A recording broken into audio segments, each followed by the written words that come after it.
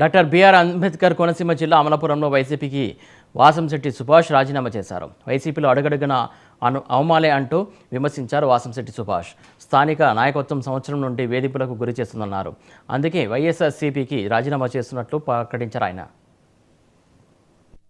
పాత్రికేయ మిత్రులందరికీ నమస్కారం. గత 10 సంవత్సరాల నుంచి కూడా వైఎస్ఆర్ పార్టీ వెన్నంటే ఉండి ఒక సామాన్య కార్యకర్తగా అందరినీ కలుపుకుంటూ మరి పార్టీ కోసం అహర్నిశలు కష్టపడతా వచ్చాం.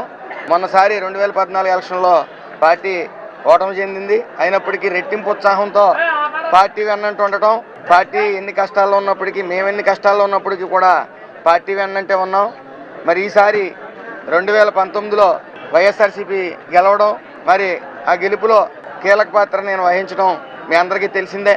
మరి మా తల్లి గారికి చైర్మన్ కావాలి అని వెళ్ళినప్పుడు పూర్తి భరోసా ఇచ్చి ఆ ఖర్చు అంతా మా చేత పెట్టించి మరి హ్యాండ్ ఇవ్వడం జరిగింది. అదేవిధంగా అదే రోజున ఇంకొక 6 నెలల్లో సంవత్సరంలో మీ తల్లి గారిని రీఎలెక్ట్ చేస్తాం చైర్మన్గా మాట ఇవ్వడం జరిగింది. పార్టీ పెద్దలందరూ కూడా అది నెరవేర్చలేదు.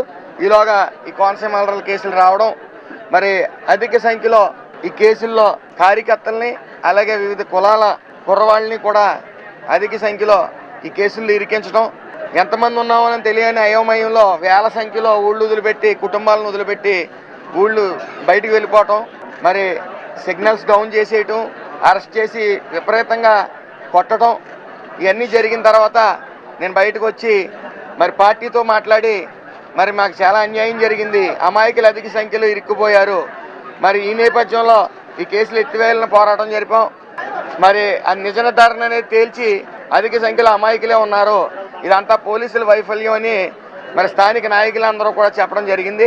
మరొకసారి మేము మోసపోదలుచుకోలేదు, మరొకసారి 5 సంవత్సరాలు వాళ్ళని మోయలేము, మేము వాళ్ళని పార్టీ నుంచి ఎమ్మెల్యేగా రీఎలెక్ట్ చేయొద్దని చెప్పడం జరిగింది.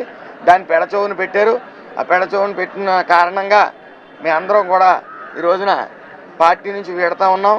నేను నా తల్లి గారు కానీ, దొంగశ్రీని గారు కానీ, అలాగే అడప సత్యబాబు గారు కానీ, అలాగే రాయుడు విష్ణు గారు కానీ, గుత్తుల ప్రసాద్ గారు కానీ, అలాగే ఉడుపుడు సామ్రాట్ గారు కానీ, ఇలాగా అనేక మంది పార్టీని వీడెళ్తూనే ఉన్నాం. మరి ఇంకా కొంత పెద్దలతో అందరితో సంప్రదించి ఏ పార్టీ అనేది ఈరోజు మంచిది కాదు కాబట్టి రేపు ప్రస్తావిస్తాం. పాత్రికేయ మిత్రులందరికీ నమస్కారం. గత 10 సంవత్సరాల నుంచి కూడా వైఎస్ఆర్ పార్టీ